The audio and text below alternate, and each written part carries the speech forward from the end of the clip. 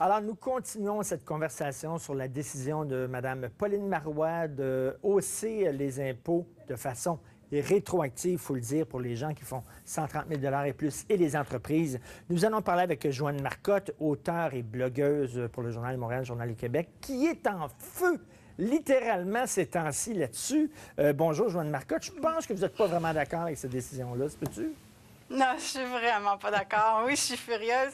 Je suis vraiment furieuse, puis je suis furieuse d'autant plus qu'il n'y a pas grand gens qui se portent à la défense. La défense est faible, quoique je salue Norma ce matin. Elle a fait une bonne job à côté de l'autre monsieur, là. Mais écoute, c'est encore une solution simple et simpliste à laquelle on recourt. J'attends encore la caricature de Chapelot qui avait été aussi dévastatrice avec la DQ. J'espère qu'il va pouvoir être aussi dévastateur envers ce Parti québécois particulièrement incompétent, là, pour arriver avec des mesures comme ça. On patche encore, solution facile, on va chercher chez les riches. Alors, mais Joanne Marcotte, Guillaume Hébert disait tantôt que le revenu moyen au Québec, c'est 30 000 $. Qui va défendre les gens qui gagnent 130 000 $ et plus quand on sait que la moyenne des gens font 30 000? Je veux dire, il n'y a personne qui va descendre dans la rue pour défendre les pauvres riches, là. Je comprends. Mais sais-tu quoi? On sent mal il devrait descendre dans la rue parce que ce sont les riches, ces riches-là, qui font en sorte qu'on a le panier de services présentement qu'on offre à la population québécoise. Un riche, soi-disant riche, aujourd'hui, là, je vais vous dire c'est qui? On va parler du vrai monde. Le soi-disant riche d'aujourd'hui, là, quand il étudiait plus longtemps, là, savez-vous qu'est-ce qu'on lui disait?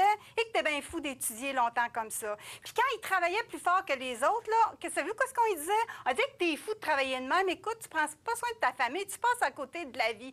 Quand il a risqué pour essayer d'atteindre un rêve puis d'investir dans sa compagnie, on lui a dit, on t'a dit que t'es donc bien ambitieux, toi. Puis sais-tu quoi? À la fin de ça, quand il réussit, là, on lui dit quoi? Ben, t'es donc bien chanceux. Puis dans le fond, ta paye, là, puis le patrimoine que t'es en train de construire pour tes enfants puis tes petits-enfants, c'est pas assez de payer 50 % de ta paye. C'est pas assez de payer en double les frais d'éducation parce que t'envoies tes enfants dans l'école privée.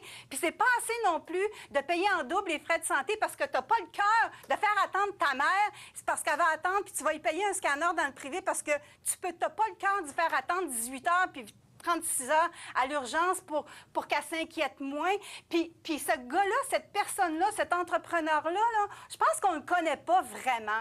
Puis il y a un mythe autour de lui comme de quoi il ne mérite pas ce qu'il a. Je m'excuse. Il mérite ce qu'il a. Puis savez-vous quoi? Il est content de donner 50 % de sa paye pour assurer ce filet social-là au Québec. Mais il est écœuré en maudit, par exemple, ça soit mal dépensé. Il est vraiment écœuré. Fait que le 55 % là, on en connaît, nous. On est dans une business où on fait affaire avec des gens, des entrepreneurs, ceux qui risquent, ceux qui investissent, ceux-là qui font vivre le monde, ils font vivre des familles. Bien, je pense qu'on a besoin de les défendre. Puis le 30 000 là, qui ne sera pas dans la rue, là, il a besoin de le défendre lui aussi. On a Julie au bout du fil, Joanne. Merci. Julie, restez là. Julie, on vous écoute. Est-ce que vous êtes d'accord avec Joanne Marcotte?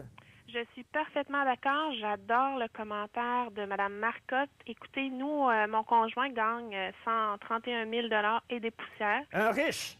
Et il est super riche. Il y a 7 personnes à faire vivre parce que je suis une maman à la maison avec 5 enfants. Bravo! Alors, on cherche les sous pour payer l'épicerie, on cherche les sous pour payer le chauffage. J'aime pas ça me faire appeler riche. Oui, si mon conjoint était seul, qui se promenait avec une Porsche, qui aurait des voyages à n'en plus finir, d'accord, mais je crois que cette mesure-là, ça va... En plus, c'est les rétroactives. Écoutez, je sais même pas comment on va faire pour s'en sortir. Est-ce que il y a des gens qui vous écoutent qui font 30 000 puis ils disent, se demandent comment faire pour s'en sortir, puis elle fait 130 000 par année. Imaginez-moi qui fait 30 000.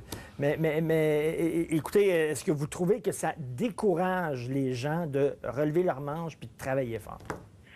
Oui, parce que mon conjoint, justement, comme Mme Marcotte vient tout juste le mentionner, il a fait des hautes études, il s'est privé toute sa vie, il a étudié, il a fait une maîtrise, Maintenant, il est ingénieur. Oui, ingénieur, c'est quand même bien payé, mais il n'a pas volé à personne. Il a payé ses études, il a travaillé pour avoir ça, sauf que mettez 5 enfants à élever aujourd'hui, ça coûte cher. C'est sûr que c'est un choix personnel qu'on C'est un choix, fait. c'est ça. Il n'y a personne qui est obligé à avoir 5 enfants. Non, mais on changerait pas notre idée non plus.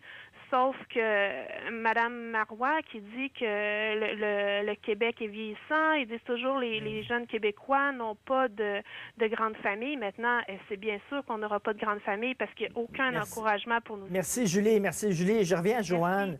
Joanne, la cigale et la fourmi, la cigale qui travaille, la fourmi qui travaille très fort, la cigale qui se pogne le beigne à 2 mains.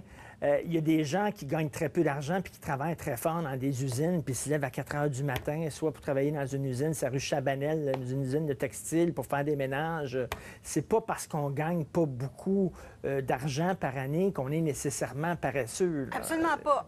Absolument pas. Ça n'a rien à voir. Ça n'a rien à voir. Ne partons pas une guerre là-dessus. Non. Mais cette personne-là, elle travaille pour quelqu'un. Elle travaille dans une entreprise que quelqu'un a construite. Elle travaille pour quelqu'un qui a risqué. Quelqu'un pour qui le fonds de pension, c'est son entreprise. C'est pas le fonds de pension qui a été payé par l'ensemble des contribuables, là. OK? C'est pas les fonds de pension de la prestation déterminée de l'ensemble du secteur public, là, qui ressortent de là avec quelque chose qui équivaut à peu près 1 million d'actifs, là, pour se payer ce fonds de pension-là. C'est lui, avec son entreprise, qui l'a créé, ça. Et by the way, bien dommage pour lui, parce que même ça va y être imposé, son entreprise, parce qu'elle ne se contentera pas d'augmenter le taux d'imposition des particuliers, elle va aller augmenter aussi le taux d'imposition des entreprises. Comme si une entreprise, c'était désincarné, comme si une entreprise, ce ne sont pas des personnes qui ont investi, qui ont travaillé fort, qui en font vivre d'autres. Joanne Marcotte, qu'est-ce qui est arrivé au PQ? Il fut un temps où le PQ disait il faut développer notre classe d'affaires, il faut avoir des riches, il faut être maître chez nous, il faut être fier de nos entrepreneurs. C'était ça dans les années 60. Puis là, je ne sais pas, on dirait que si tu es un riche, si tu fais de l'argent, tu es un crosseur, on va t'imposer, on va te taxer. Oui, c'est ça. Non, moi, je ne le prends pas. Moi, j'en veux des riches. J'en veux des riches. J'en veux plus. J'en veux beaucoup. Je veux qu'on soit fiers de nous autres. Je veux que ce soit plus gênant de dire hey, j'ai travaillé des heures supplémentaires là, cette semaine là, parce que je veux avoir ça en bout de piste, puis ça va me faire avancer dans ma carrière, puis je sais pas, moi, j'ai plus de chances d'accomplir certains rêves. Puis oui, je suis en train de bâtir un patrimoine, puis je vais payer un camp d'anglais à mes enfants ou à mes petits-enfants cet été. Je veux qu'on soit fiers de ça. Le travail, l'effort, la réussite, le non-nivellement par le bas, écœuré de la culture. Mais la solidarité aussi, la solidarité aussi. C'est du PQ. Je suis tannée de ça. Mais la solidarité aussi, c'est-à-dire que, bon, la vie était bonne pour moi, j'ai travaillé fort, j'ai été aussi chanceux, je fais de l'argent, c'est normal que je mette un petit peu plus d'argent dans le chapeau pour aider les gens qui sont dans le besoin. Absolument.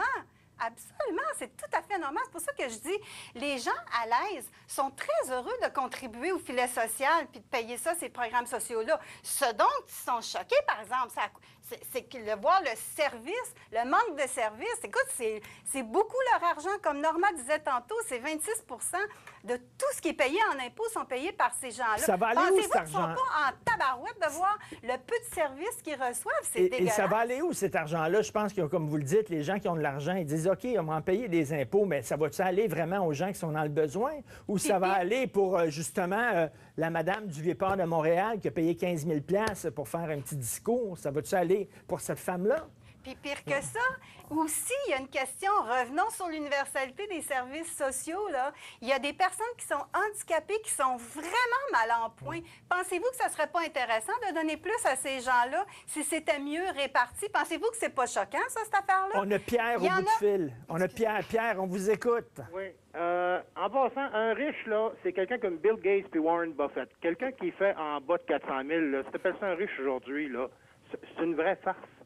Madame Marcotte, ce soir, je vais aller sur l'Internet, je vais aller réécouter ce que vous avez dit aujourd'hui.